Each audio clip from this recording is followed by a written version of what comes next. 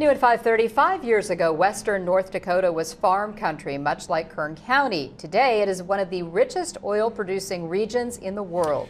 And that kind of wealth could be in the Central Valley's future because some experts say the San Joaquin Valley has the potential to produce more oil than North Dakota. And if that happens, Kern and surrounding counties will explode with growth, and a lot of people here will get pretty rich. It's a tantalizing possibility, but it does come with a lot of questions. 17's Katie Roosh joining us now with the first part in our week-long series, Drilling for Billions. Katie? Jim, videographer Grant Simpson and I traveled to Williston, North Dakota just a couple of months ago. It's a small town making it big because of the oil found in a shale rock formation. A treasure chest, experts say, is also here in the Central Valley, just waiting to be unlocked. I'll tell you what, if we were downtown LA, we'd have quite a place here.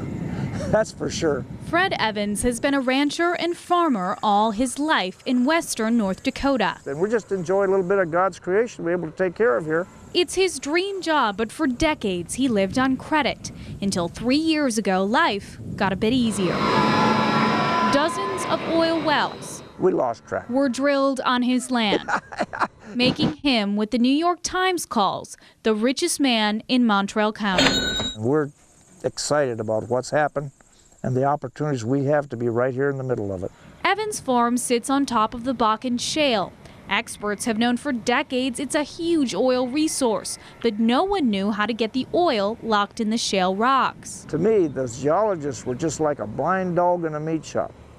They knew it was there, they could smell it, but they just couldn't get their teeth in it. For years, explorer after explorer tried to unlock the Bakken's potential, including some investors from California.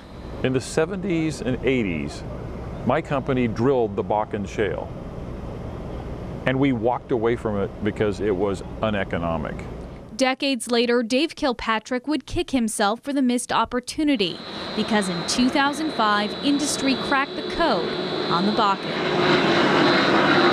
Now companies drill 2 miles down and 2 miles out, then hydraulically fracture or frack the well in numerous stages to create cracks, releasing oil packed tightly in the dense rock of the Bakken. They say it's 98% success, but really I think it's actually higher than that. There are no dry holes. If they drill in the Bakken area, they get oil. North Dakota is now the #2 producing oil state behind Texas, pumping out more than 900,000 barrels of oil a day, dropping the unemployment rate to 3%, and raising the median income to $73,000 a year. You look what it's done for our state. We've become an economic powerhouse. Being in on this from the ground floor is pretty awesome. An awesome feeling, some say, is slated to hit the Central Valley because, like North Dakota, we too sit on a shale, the Monterey Shale deposit, said to hold 15.4 billion barrels of oil, almost 4 times as much as North Dakota's Bakken. Well, the oil is there. I have no doubt the oil is there. Oil that a University of Southern California study estimates could create 2.8 million jobs by 2020 and generate nearly $25 billion in tax revenue annually. We absolutely believe that something like this could happen in the Central Valley in California. But the Central Valley is decades behind North Dakota.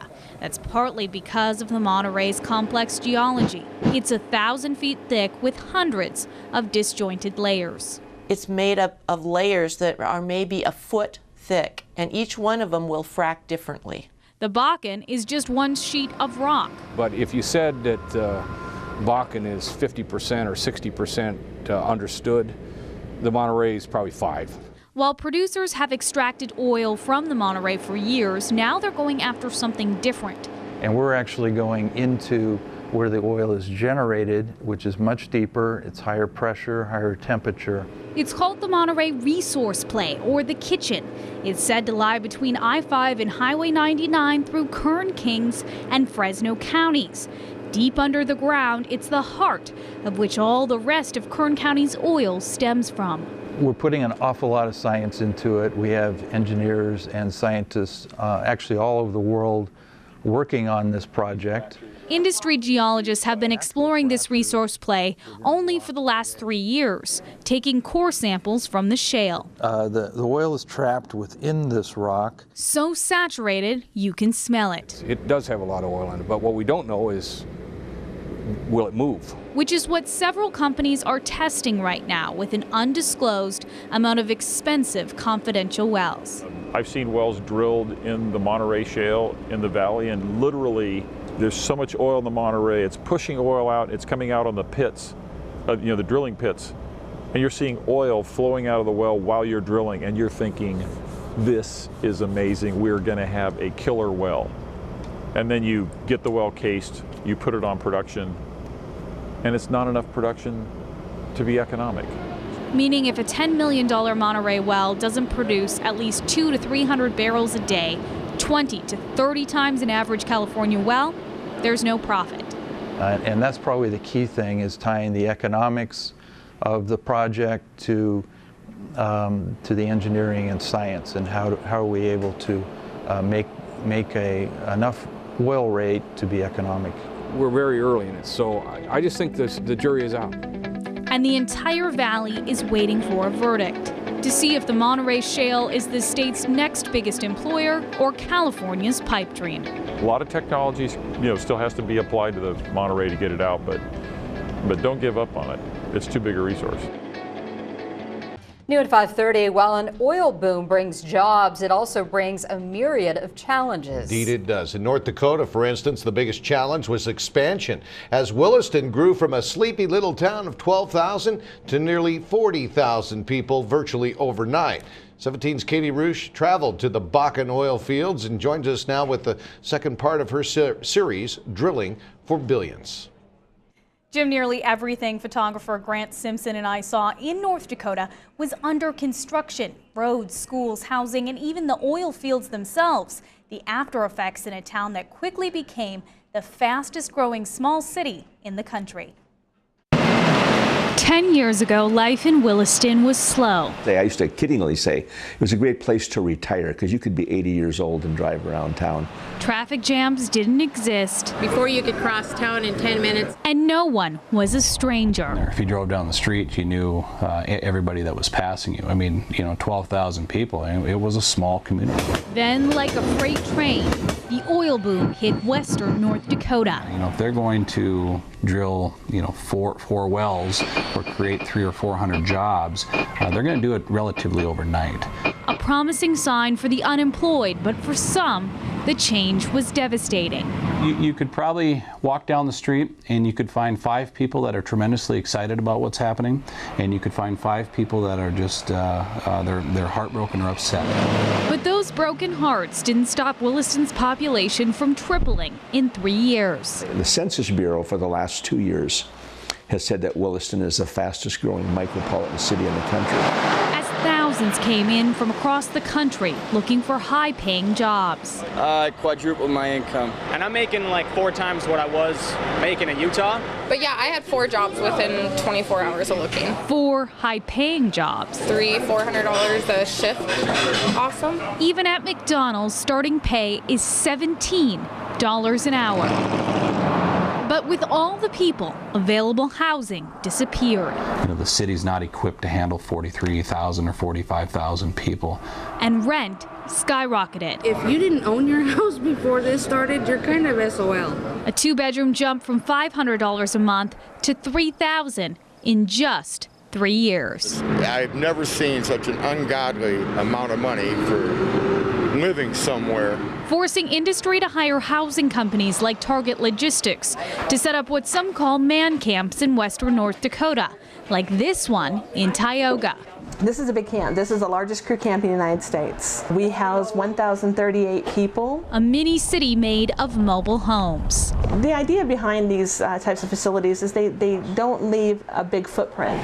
They have a gym, entertainment, and a continuous buffet of food. The Tioga 20 is the 20 pounds you put on when you get here and you find out you can eat 24 hours a day. For those without company housing, options are limited. Dennis Houghton lives in his truck. I actually live in that spend a weekend on a motel on a day off, and that's my life. Others live in trailers on the side of the road. But even that is expensive. Even if you have a trailer house that you move to one of the newer courts, it's over $700 a month. But high rents don't stop the new residents from making themselves at home. That includes, at times, committing crimes. The Willis Police Department saw an increase in our crime rate across the board and in all aspects of our crime. According to Williston Police, calls for service tripled in 3 years. Attentive are those First Street East.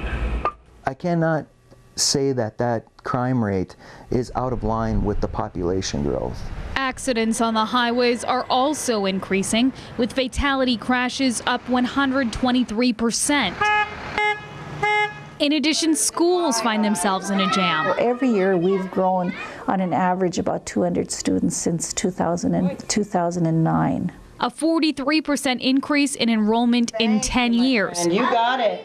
Forcing the local school district to put up temporary mobile classrooms until it could invest millions of dollars in a new school. Before I came to Williston, I couldn't even say million. Now I just, rattle off millions of dollars like nothing. If you don't get to the second one, that's fine, but try. Teachers were hired from out of state, like Terry Kelly from Chico, California. I've lived out of California 6 months before, and that's been it. Kelly said she tried for years to get a job back home. Here, it took her 3 weeks. Even the airport is overwhelmed. We've gone from an airport where you saw about 10 aircraft a week on a GA side to we see at least 10 aircraft a day, if not more, about along the lines of 30 aircraft a day. But 4 years into the boom, infrastructure is catching up with industry. Roads are widening in nearly every direction you drive, and newly built apartments dot the hillsides. We built, I think, about 1,500 apartments last year in Williston. The question is, with all the challenges that come with an oil boom, should the San Joaquin Valley take the chance if given the opportunity? You just need somebody in your city government to learn from what happened here. Bakersfield geologist Janice Gillespie lived in North Dakota for a number of years. If you had a town the size of Bakersfield in North Dakota, it would be the biggest city in the whole state. She's confident the Central Valley is prepared. We would have much less problem, I think, dealing with the influx of people. Williston's mayor says the valley should embrace the growth.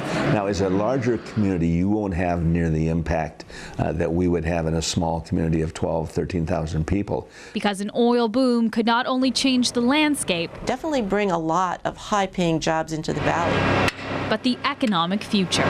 Which way do you want to go? Do you want 14% unemployment, or do you want 0.7 of 1% unemployment? New at 5:30, the Central Valley may be on the brink of an oil boom. A boom that would bring money and jobs, and also an increase in the controversial process of hydraulic fracturing or fracking. Fracking has been used in Kern County for decades, but only recently got the widespread attention of environmentalists. 17's Katie Roosh is joining us now with the third installment of her week-long series, Drilling for Billions. Katie? Well, Jim, fracking breaks up rocks like this shale to extract oil, but the use of chemicals to do this has some activists up in arms and Kern County residents concerned. Tonight, industry shows you just what a frack job looks like. Right off the interstate in Kern County, two wells stand side by side. And Brooks 1 is flowing right now, testing. Testing that is far from ordinary because these are exploratory Monterey shale wells, hydraulically fractured or fracked.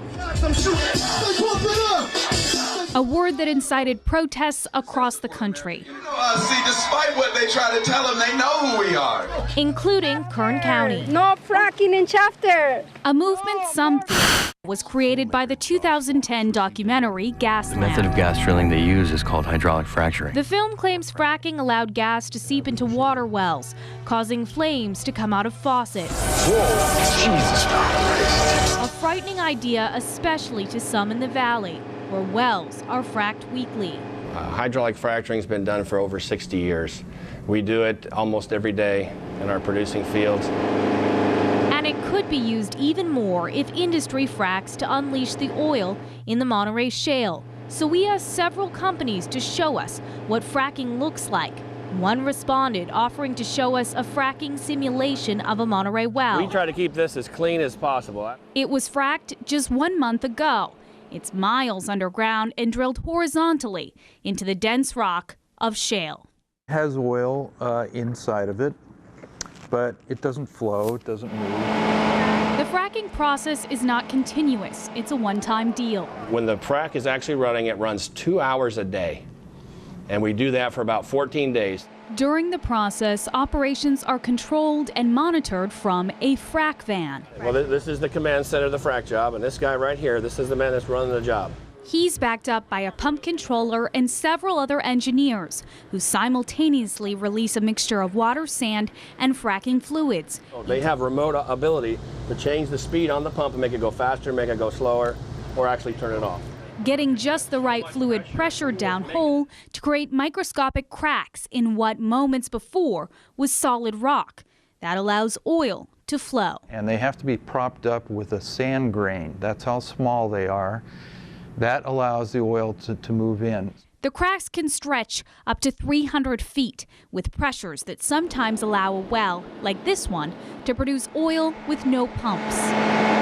Not only pushing up oil, but fracking fluid containing chemicals. So chemicals are added to change the physical characteristics of that fractured fluid. The concern is that the fracking fluid could contaminate the water table, a concern drilling and fracking manager Tim Zadarko says is unfounded. I'm totally confident there's nothing ever going to happen. Here's why. When we're going as deep as we are, which is over 2 miles in the ground, and the fresh water is like at 1,000 feet, there's absolutely no way that we're going to have any issues with any contamination of the fresh water. So we asked the question, what if the well line carrying fracking fluids has a leak or blows out in the water table? Get through this, get through this, get through that, and get through that to get up to the surface. And to me, that's just physically impossible. This and that being layers of steel and cement casing. So you can see there's 1, 2, 3 sets of cement strings that are cemented completely all the way to the surface that are going to be protecting your fresh water. A method industry says works, since California's state regulator, the Division of Oil and Gas, can cite no cases of contaminated water from fracking. Although hydraulic fracturing stimulation has occurred in the state for over 50 years, there hasn't been significant problems at all from it. But what about the gas in the water wells in Pennsylvania? Why did it light on fire? It's not supposed to do that. Experts are at odds. According to the USGS, naturally occurring methane can be found in drinking water wells in areas not near fracked wells. But Duke University asserts that the gas in the water is caused by fracking. Yet here, industry swears by the practice. I have no concern about it as a geoscientist and engineers. All wells in the state are highly regulated. But the public remains skeptical. ¿Qué queremos? Justicia! A skepticism that companies hope disappears with each safe well drilled and fracked in the valley. I live here, my family lives here, and I know all these people that live here, and I would not be doing something that was going to be harming something down the road that I would know about. New at 5:30, with the development of technology, North Dakota is now the #2 oil-producing state in the country. And they're proud about that. The increased activity brought thousands of jobs, but it also brought problems for farmers who own much of the land that the oil is beneath. Problems that growers feel could plague valley farmers if a new oil boom hits Kern County. 17's Katie Roos joining us now for the 4th part in her week-long series, Drilling for Billions. Katie? Jim, photojournalist Grant Simpson and I spoke with a handful of North Dakota farmers. They told us about illegal waste dumping, flare fires, and many other suspected accidents. State regulators told us they are aware of the issue, doing everything possible to contain the contamination.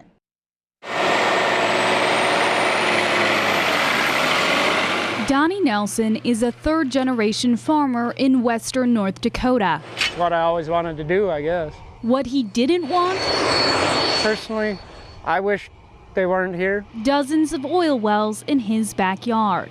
Never be the same in my lifetime, if ever. It's the third oil boom he's seen in his lifetime. 10 or it's more than that. It's probably 20 times larger. The North Dakota Department of Minerals estimates that more than 2,000 wells were started just in the last year. And according to regulators, the more wells drilled, the more accidents that occur. In the beginning, those accidents were well casing ruptures, on average 6 per year in 2009. About every 2 months, a well was literally coming apart. The casing was splitting open, and that was happening about every 2 months. Obviously not an acceptable paradigm. So rules were changed to increase the casing around a well. Then in 2011, the western half of North Dakota flooded. You can tell how deep it is right there. That's my boot. And reserve pits on oil pads containing drilling fluids overflowed during heavy spring melting, spilling contaminated water onto the ground. I don't think anybody's going to be having any picnics around here this weekend. The next year, regulators eliminated reserve pits. All the liquids are recycled or disposed of underground injection. 2 changes that regulators say are eliminating those problems. I'm worried about it. But Theodora Birdbear says more oversight is needed. I see the impacts. Birdbear lives on the Western North Dakota Indian Reservation. Before the development started, I used to walk it every day, but now it's too dangerous. So Birdbear has started to document what she sees in pictures, including the dust and what she believes is illegal dumping. Probably about 2009 or so, I started to see visible dumping, spills on the highways. She thinks this is well wastewater. It's either careless or deliberate. The North Dakota Department of Health Environmental Section oversees spills like this that are away from wells. The point man is Chris Roberts. And I won't say it's a massive problem, but it's happening often enough that we're very concerned with it. Roberts says there was a little less than 1,500 reported spills last year. These impact small areas generally. It's not a widespread, square miles type issue. But Theodora Birdbear is not satisfied. I rarely ever see any kind of enforcement, including law enforcement, come through here. That may be because the state has no jurisdiction on reservation land. But it's not a sufficient reason to Birdbear, who says she sees more than just spills. Well, there's been a fire over here about a mile from my house twice now from an open flare. The flare was burning natural gas, like many across the state right now, because the state lacks pipelines to carry the cheap fuel. But regulators say the frequency of flaring may soon fizzle. We have allowed the market to work on flaring for about 2 or 3 years, and there's been progress, but it's been too slow. For Birdbear, the damage is already being done. I believe the quality of water here and the quality of air and the quality of life are under assault. A statement Donnie Nelson agrees with.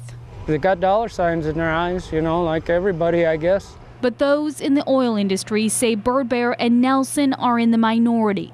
For 80% of us out here, we all enjoy it. Regulators say since the boom, North Dakota's air quality has remained constant. Originally, we were a little bit concerned that the booming industry was going to dramatically change that, and to date it hasn't. And water regulators say oil company practices are improving. It is getting better.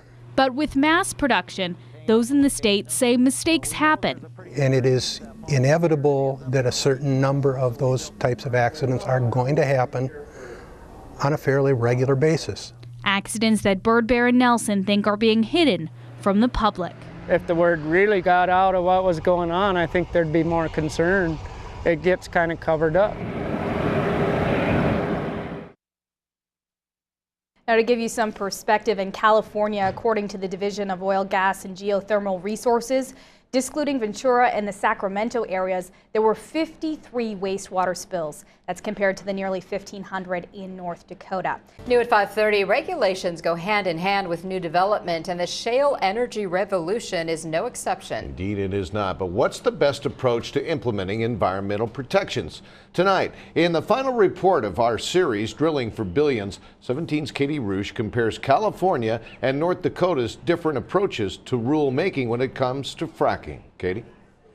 Well, Jim, that is what the regulations mostly surround around, fracking, where oil companies pump fluids deep underground to break up dense rock like this to let the oil seep out. But the two states could not be more different in their approaches. To Blaine Hoffman, the oil industry in North Dakota is an adult game of show. What they're doing here now is they're drilling And tell. This heater treater separates the fluids, the gas, the oil, and the water. But 10 years ago, there wasn't a lot to say. You know, we were just more or less maintaining the field, drilling a new well once in a while. Then industry figured out how to squeeze oil out of the Bakken shale. Now his company, Whiting Oil and Gas, produces 90,000 barrels of oil a day. We're trying to make the nation oil independent. Hoffman says part of the reason the boom happened like it did was North Dakota's policy on regulations, led by Mineral Resources Director Lynn Helms. That's been our model in North Dakota, is to allow the market some room to work, to get the economic growth underway, and then come in behind it and balance it with the environmental stewardship and the social responsibility. Until you know what you have, it's hard to make rules. So for 3 years, the state let industry take the lead. Then after much deliberation in 2012, North Dakota passed sweeping regulations, increasing the strength of well casing, eliminating reserve pits, and requiring companies to disclose some of the chemicals they use to hydraulically fracture their wells. Nobody has to give out their formula, they just have to give out what they're using in the frac fluids. But waiting 3 years meant some damage was done. Dozens of well casings cracked and wastewater pits overflowed. But Helms has no regrets. It's very easy to make something like an oil play uneconomic by placing too heavy of regulatory burden or too heavy of tax burden on it, thinking you know what you don't know. Helms says this approach allows for collaboration with oil workers like Blaine Hoffman. We need them set of eyes at times to come out and see what we're doing, make sure we're doing things right. Here in California, regulators have taken a completely different approach. There have been some challenges up front, but I think it's moving forward smoothly now. Last year, 6 bills were introduced to regulate the process of hydraulic fracturing, a practice used by Kern County oil companies for years. The administration was very clear that, this practice has been going on. There's no evidence of its harm. Even so, these bills called for more oversight, asking for documentation, restriction, and even a moratorium on fracking. In the end, this bill passed, allowing fracking to continue, but mandating oil companies disclose many details about the process. California now has the most strict hydraulic fracturing regulations in any state in the nation. Before, California energy companies only had to have a permit to drill, not to frack. When the new rules take effect next year, companies will need a permit to frack. They'll also need to disclose the chemicals they use in the fracking process. But like North Dakota, companies will still be able to keep some fracking fluids secret to protect information from competitors. So they don't necessarily have to disclose the recipe to the public, but they do have to provide it to the Division of Oil and Gas. In addition, companies will have to test water, inform landowners, and pay for an environmental study. All rules made to prepare the state for a North Dakota-like oil boom that could come from the Monterey Shale. If there's another boom, it's going to be the most regulated boom ever because there's more regulations on the book now than there certainly were 100 years ago.